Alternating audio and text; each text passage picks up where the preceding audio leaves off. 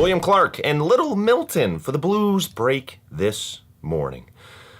So, I'm reading about euthanasia, right? Just got interested in euthanasia this morning. I don't know why, all right? Don't judge me. It's not like I'm researching genocide, okay? That was yesterday. And between you and me, Mein Kampf, not all it's cracked up to be. Anyway, I'm reading about euthanasia this morning. Turns out there are 3 categories of euthanasia, which already is a shock. Why on earth are there 3? But there are. And the first one, voluntary euthanasia. This is what you probably think of when you think euthanasia. That's where it's asked for by the patient. They might be undergoing some serious suffering, some kind of terminal illness, and then, So that's normal euthanasia, if you will. Then there's non-voluntary euthanasia. Now, this one is strictly illegal. This is when the patient's consent to the euthanasia is, quote, unavailable.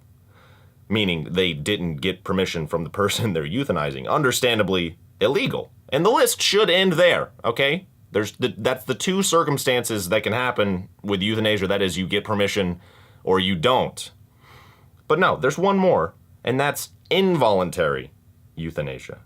See, the last one was non-voluntary euthanasia. See, different things. Involuntary euthanasia is defined as euthanasia without asking consent or against the patient's will.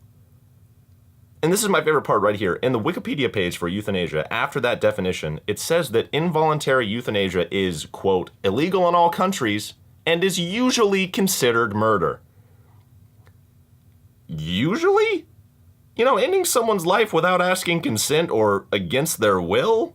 Is that usually murder? I'm thinking that's mostly always, that has always been, even before murder was a word that was used to describe murder, that was murder, you know? But sure enough, there are two separate crimes, murder and involuntary euthanasia.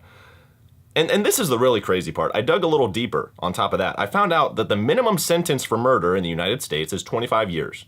And the average sentence for involuntary euthanasia is between 10 and 25 years. Look, what I'm saying here is, if OJ had claimed involuntary euthanasia, it would have been a much faster trial, okay? And I just wanted to get that off my chest. Tune into The Juke. It's the show that airs every Sunday right here on WMSV, 6 p.m. to midnight. Blues music, blues that reminds you, please don't murder.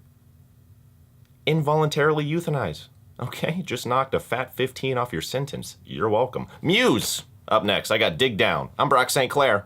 It's WMSV. Am I talking about murder too much?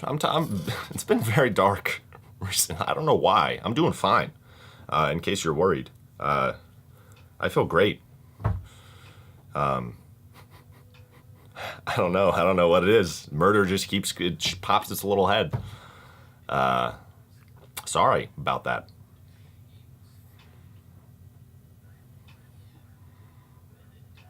Anyway.